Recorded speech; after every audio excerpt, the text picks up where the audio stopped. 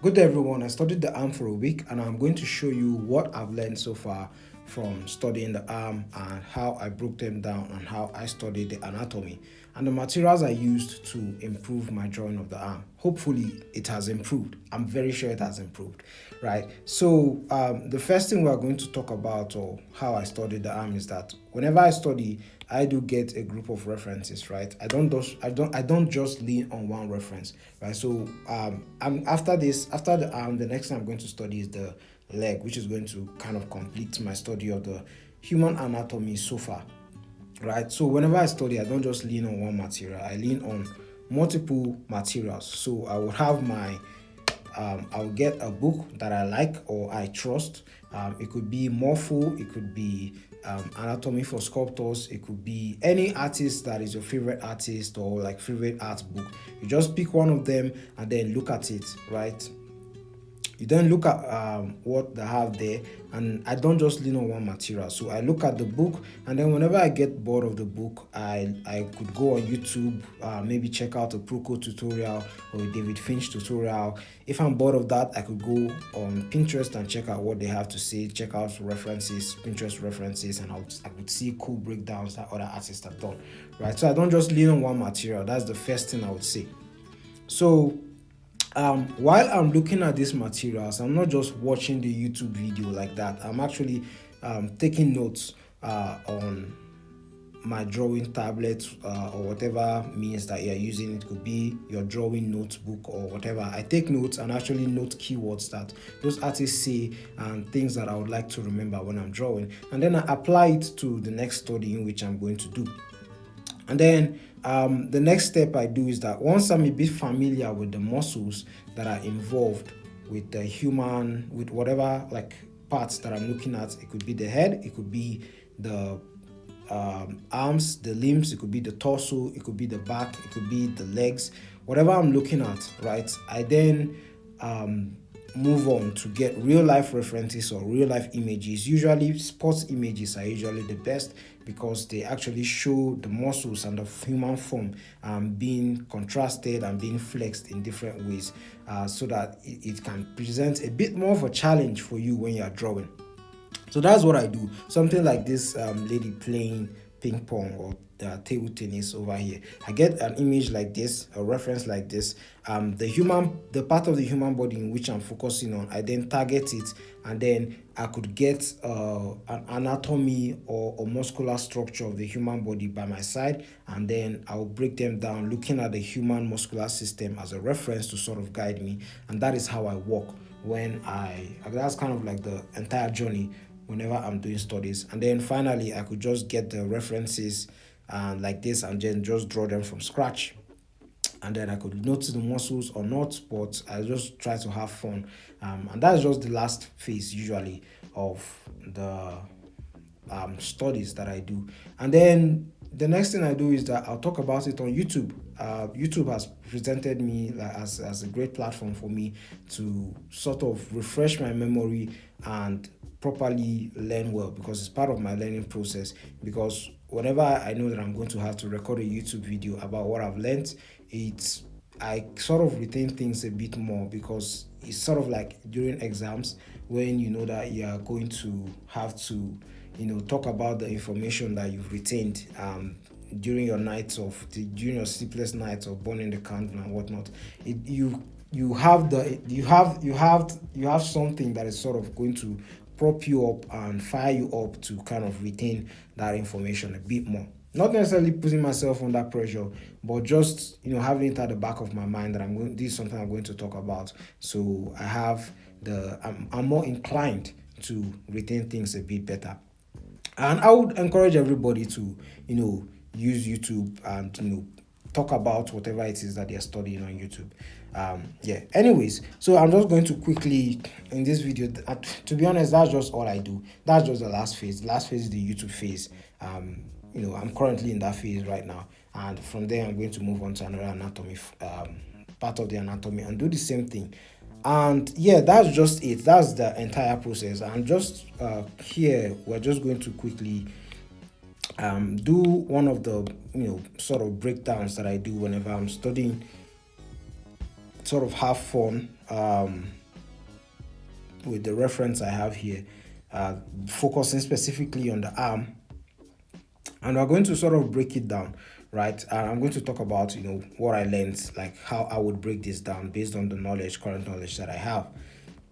The way I draw is that I do like using this skeleton technique a lot. By skeleton technique, what I mean is that we have the skull, right, and then we have the bones of the neck, and then we have the thoracic vertebrae, I believe, right, where we have our sternum, and then we have our clavicle, right, and then we have the humerus bone, right, the over here like this.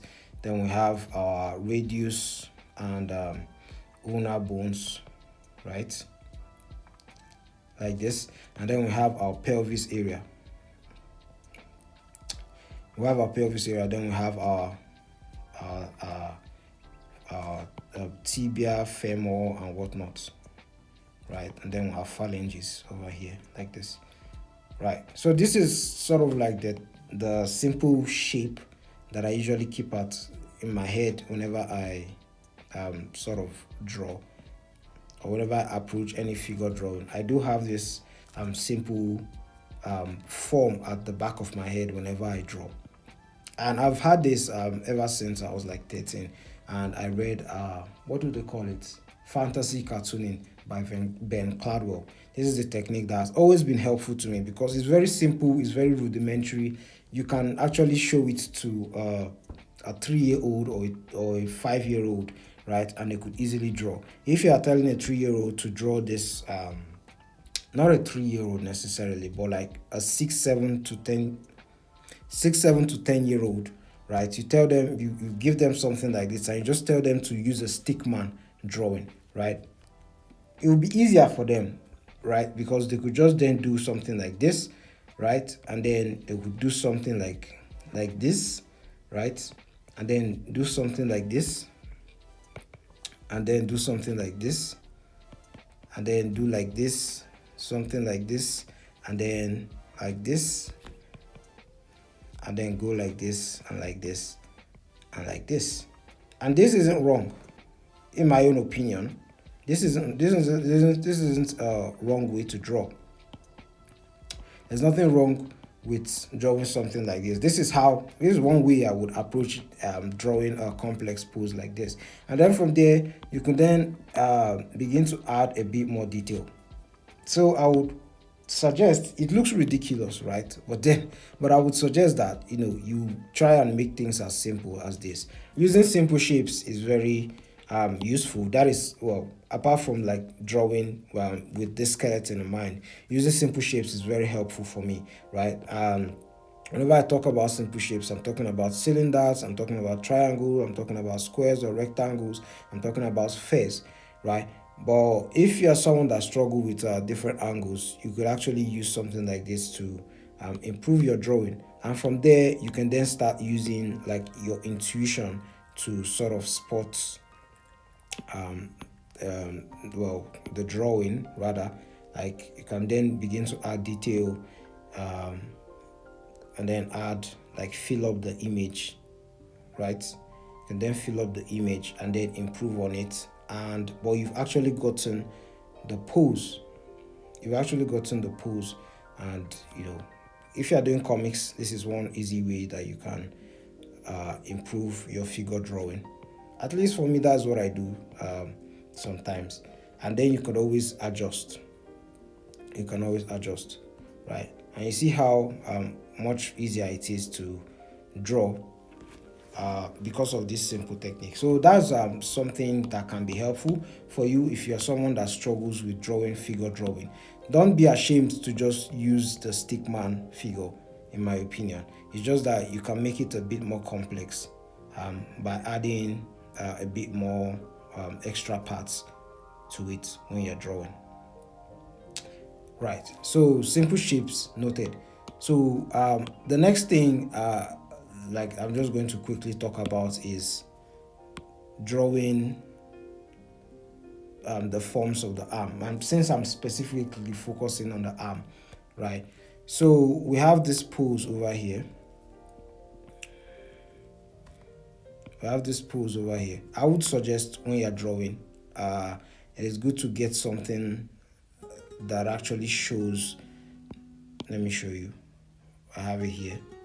You actually get something like this that will actually help you sort of get yourself familiarized with the basic names of the muscles around the arm. Something that targets the front view. This is the arm in a supinated position. That targets the front view of the arm in a supinated position, the arm in the pronated position, right? And then a back view of the arm in a pronated position as well. So you get something like this, and it's going to be a lot more easier for you to draw, because when I say get familiar, I don't just mean do it once. I mean do it twice, do it 3 times, do it 4 times, do it 5 times, do it as many times as you want, right? Don't just so you don't just get stuck in a process of continuously doing studies and never actually do any work, right? What I mean is that you could take a week and say, this week I'm going to focus on doing the arm, this week I'm going to focus on doing the torso, this week I'm going to focus on doing the legs, I'm going to focus on doing the head this other week, right? You could just take an hour or 30 minutes and just do it, and the more you do it, eventually most of these names are going to stick to your head. Virtually a huge amount of these names are not in my head, and I don't know if they ever will be in my head, but the more I study, the more I tend to notice some of the muscles that are there. And hopefully it can work for you too. This is a very scary situation to start with, I know, but once you've done it once or twice, it's just drawing. You're going to get better. And one thing I learned recently about drawing the arm, right, is that you draw them in blocks, right, or in sections rather. So I talked about using simple shapes, right? And for the arm, you could look at it as a tube, as a simple tube, right? You could look at it as a simple tube and then sort of draw the position. We're not focusing on the hands here, so just bear with me, right? You could just look at it as a simple tube like this, and then what you could do is that you could divide this tube into two, right? Make it look like it's a fused tube, right? Just divide them into something like this, and then what you could do is that you could then begin to actually break down the tube and with your reference over here, and just begin to draw, and then add the muscles involved in your drawing. This part is going to be for the biceps and triceps, and this part is going to be for the upper arm, this part of the arm that curves up a bit, and then this part of the arm that goes down like this, and then the wrist area of the hand. And you see that it's going to be a lot easier for you to draw the arm. So quickly, we are going to talk about the I'm just going to talk about the major muscles or the major forms that actually make up the arm, right? So whenever I draw a human body, I usually draw the head, and then I do a big shape like this for the torso, and then I use a big shape like this for the deltoid, and this shape like this for the arm, right? Same also for the deltoid. Whenever I draw the deltoid, I have my big shape here, which represent deltoid. I'm talking about the arm. Whenever I'm drawing the arm, I use big shapes for the arm, right? So significant shapes. The same way we broke down that tube, we have the tube into 4 sections, right? So I have one section right here, big section right here for my deltoid. I have another section right here for let me call this deltoid or shoulder. I have another section right here for my triceps, biceps, and brachialis. And then I'm going to have this section for my elbow, which not necessarily visible, so I'm not going to name it. But this last section right here is going to be the last what will I call it now? Okay, yeah, the section for our flexor, extensors,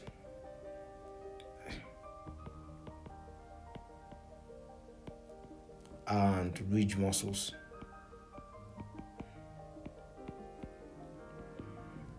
Right, and that is how, well, and that is these are the major forms or shapes that I keep in my head whenever I'm drawing the muscles. And then the next thing is to actually figure out these shapes, right, in drawings like this. What I did rather was that I went online on Pinterest and I got this image right here, images like these two images right here, and they simplified it a lot rather than looking at something as complex as this or something as complex as this, because looking at the muscles, they can get a bit confusing. But when you're starting out, I would suggest that you have this simple shape in your head, right? These simple shapes in your head, and then you have, before you then have go and attack these muscles. Once you attack these muscles, you see that their muscles like flexor digitorum, flexor carpi ulnaris, flexor carpi radialis, palmaris longus. These muscles all fall under the flexor category. And then you're going to see things like extensor carpi radialis, extensor carpi radialis longus, and all that other muscles around that area. They all fall under the extensor muscles. Same also with the ridge muscle. We have this spinator longus, or the brachioradialis muscle, right? These muscles all fall under the ridge muscles. So once you've had these basic shapes, you've had something like this done, right? You are then going to look at those more complex muscles, and then you're sort of going to, you do something like this, you do something like a simple shape like this, right? Where I talked about the tube, right? And then broken down tube. You do studies like that first before you then do studies like this, right? Where you copy, basically. You copy. There's nothing wrong with copying, right? You're not brainiac. You weren't born with all this like information downloaded into your brain. You look at it, you look at the muscles, and then you try to copy and see what's going on, like how these muscles are drawn. Let me just show you the studies that I did. Like here, these were the studies I did. This was the first study I did, right? I went to Anatomy for Sculptors, and this was what I looked at. This was the first muscle I looked at, right? Major muscles of the upper limb, right? Look at all these names right here. I looked at the muscles right here, and then I did my own drawing, and then I tried to locate those muscles. I can't lie, the labeling in this graphic is quite shit. I can't lie, it really confused me. So I would suggest looking at something like this. It's much more cleaner and direct. So the next thing I did was that I did another study where I got real life references. It's basically from the same book. I just shot on the book, but it's basically on the same book, right? Where they showed references like this, and then they broke it down. And it's the same thing I did here, where I just basically just copied it and just saw how the muscles just overlapped each other. And I did it for when the arm is, when the arm is partially flexed, to see how things went. The next thing I did was that I did this study, right, where I got the simple forms, which is this guy over here, right? I got these simple forms. I just copied them, drew them, and it really helped me. It's what really helped me to break down. These are the major things you need to learn. These shapes over here, this deltoid, tricep, bicep, flexor, ridge, and extensor. That's the major things you need to learn whenever you're drawing the muscles, right? And of course, you could then add more details the more you go, right? Yeah, or you could get like a muscular system and then actually add those muscles, so insinuations of those muscles, right? That was the third study I did. The fourth study I did was this one, where I got another reference where there was a breakdown. I saw this on Pinterest, where there was a breakdown, and then I actually sort of drew this, right? And then I labeled it. Of course, like, I don't have these names in my head, but I sort of get the idea, right? I get the idea. And then the next study I did was that I got real life references right? And then I drew them from scratch, like with my own, like without any tracing. Tracing is very important when you're studying, but at this phase I didn't want to trace. I wanted to see if I could get the muscles correctly and just see how the muscles look in lean people, in a lean person, in a really muscular person, and in a moderately muscular person, like a gymnast, a sprinter, and then a bodybuilder. And I was able to, get a decent amount of progress. I was confused with the running lady because of how her arm was twisted, but I did get the gist of it all. The next study I did was that I actually broke down. I got another references, but this time what I did was that instead of drawing from scratch, I actually traced the shape of the muscles, right? This basic uh this basic style, right? I traced it over the reference that I was drawing on, and then I then sketched it on my own. Just copied what I saw there, and that was what I did for this study. And then I really liked the drawing of this arm here. Where are you? Yeah, I really like the drawing of this arm, see over here, and so I just did the study because why not? The arm looks really good and it was fun. I did that. And then the last study I did was where I was looking at David Finch's video on constructive arm drawing. And then I did some studies and I took some notes on what he was talking about. And yeah, I drew the arm proper. Like when I was starting, it's not like I was like a complete novice on drawing the arm. It's just that I hadn't done a proper study on drawing the arm. And of course, if you're an artist, of course you've drawn the arm over and over again, but it's just that you haven't necessarily taking your time to properly study the arm, right? And if you've been having a little bit of issues studying the arm, just know that everybody has issues, but this was the approach I used. It wasn't I wouldn't say it wasn't always fun because I did enjoy my time studying the arm, but that is how I approach studying the arm. That's how I would suggest you approach studying the arm too. So that's what I did, and I would say that I'm a little bit better with drawing the arm. So yeah, just like with this, I'm just going to just do a quick study with this lady's arm over here, right? So given what we've talked about, what you could do is you could approach this arm in different ways. You could use the skeleton method I talked about, where you have indications and put the lady's arm like this, or you could use the block method that I talked about, where we have this arm like this, and then we have our arms divided into parts. So something like this and something like this. And then you could break down the arm into like the deltoid shape that we have here. Then her arm is not really muscular, but you could just do it for fun if you want. Then we have her brachialis, right over here. We have her what do they call it? Her biceps shape over here. And then we have her triceps over here, and then we have her ridge muscles over here that come like this. Then we have her extensor muscles over here, the top side of her arm. That's the extensor muscles. And then we have the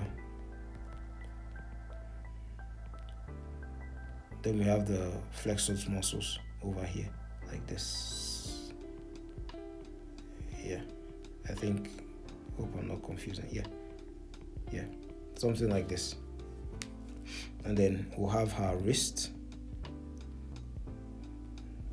and then her arm itself.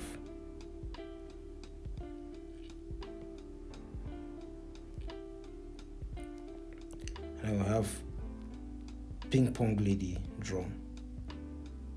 And another thing about studying is that, like I keep saying, and I'm going to keep saying it over and over again, because most people get a bit anxious, and I also say it for myself as well, because I do get a bit anxious whenever you're doing studies.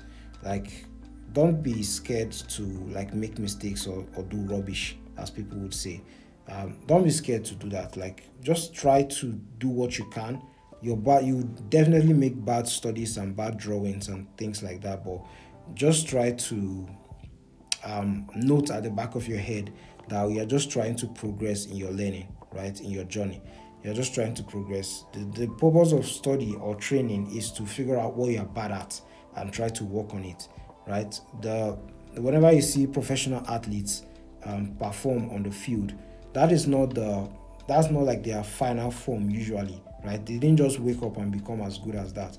They are actually they do training, right? And study for us is like training, right? And in their training, they figure out like what they are bad at, whether it's receiving, whether it's, for instance, if we're talking about football now, whether it's strapping the ball, whether it's giving crosses, whether it's like positioning yourself, like doing running behinds and things like that.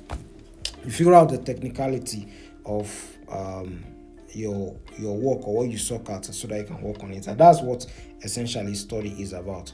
So that's it for the arm. And then what I could do, like, to just make this a bit more fun is that I could just color it, or at least that's what I do for my why isn't this going up?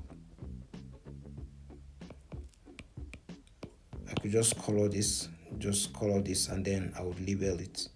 So I would do this as the deltoid, do this as the biceps, do this as the brachialis, do this as the triceps, do this as the flexor muscles. Let's see, flexor muscles. Ridge muscles.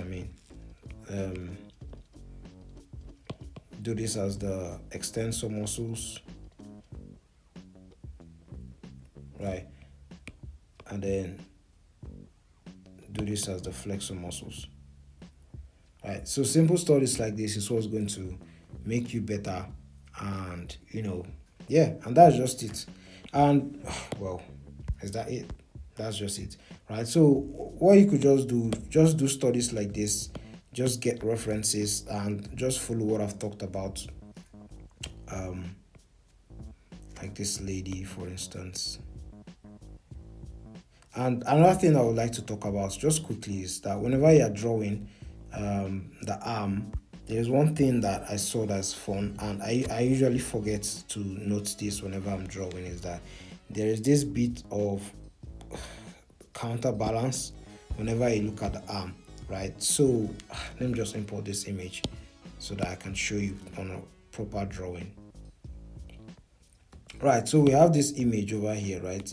And then if you look at this image, you see that when the arm isn't necessarily straight, right, it has a bit of curves and turns, right? So we have the arm over here, right? You can see this arm, this part of the arm is higher, right? And then we have another part of the arm like this, but it's higher. It has a little bit of peak, but it's not on the same angle, right? The arm is not like this. It's something like this, right? It's something to note, right? And we have another thing here, something similar here again.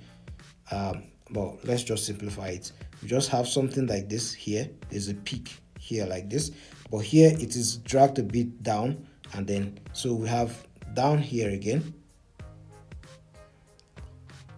Apologies for not articulating properly, but they are not at the same angle, right? So one side of the arm is up, has a peak, and one side of the arm has a peak here. That same side of the arm has a peak down here like this, while that same side of the arm has a peak here like this. And that's how the arm looks. And even the legs as well, the legs look a bit like that. I believe they call it counterbalance, right?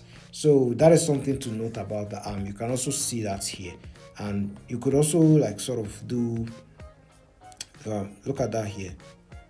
You could do practices where you could just try to sort of get that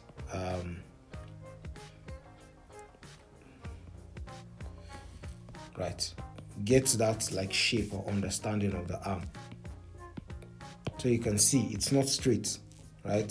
It's not straight. It's something you can note whenever you're doing your arm study. And it's going to help your arm look a bit more realistic or close to being believable. right? So we can see that in this lady's arm over here, right, where we have this arm.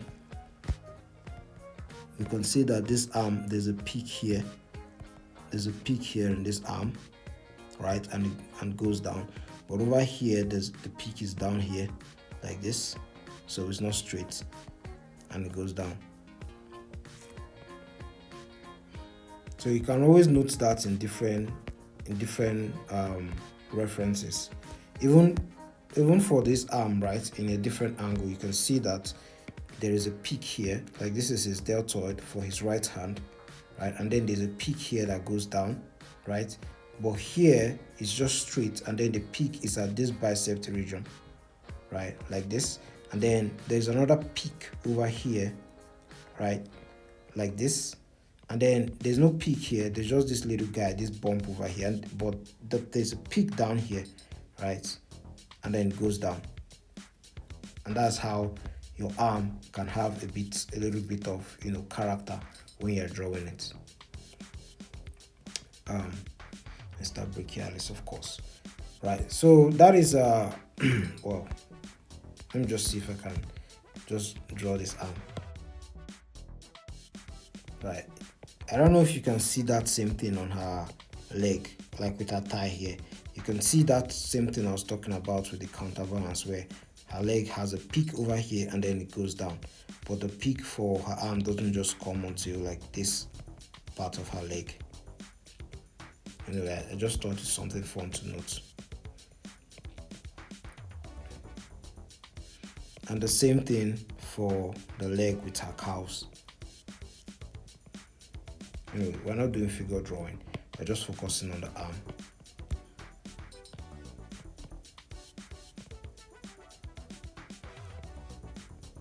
And yeah guys, that's just how I do my own studies. You just do drawings here and there. Art isn't, well, art can be hard, to be honest, but you just have to break down holes into parts, right? So the fundamental could be like a perfect circle, and then in each circle we could have different pies or whatever of things that you lack. And you may think that you just want to attack everything like that. Well, we could have color or light, you could have anatomy, you could have what do they call that stuff, values, you could have what's forgotten, the art fundamentals, what's that other guy, composition, and then you could have well, I've forgotten the rest of the art fundamentals, right? But what I'm trying to talk about is that rather than just looking at this whole burden that you have to tackle, just pick one of these guys from the pie, which could be anatomy, and just pick it and then break it down into further parts, right? So like that part could be like, it could be broken down into multiple parts, right, that you have to then fix together in order to get this single piece of anatomy, and then pick another one and then break it down, and before you know, you have every single part of the pie chart. Yeah, so that is just that's it for this video. I hope you got something. It's just like a brief summary of my approach to studying the arm and what I've learned, so that you're not just going to kill yourself by, because I personally was surprised when I looked at the muscles of the arm and saw how much it was, because I didn't expect that the muscles of the arm would be that much, but it was that much and it surprised me. But using this simple technique, this guy over here is what helped me to improve and not be so scared of drawing the arm. So you don't need to memorize the muscles, but it's cool to kind of see how the muscles look and the shape of them, so that whenever you're drawing the wrist, because when you get close to actually draw the wrist, you're going to really see those flexors and those muscles, like how they stretch to the thumb and to the palm and to the rest of the arm.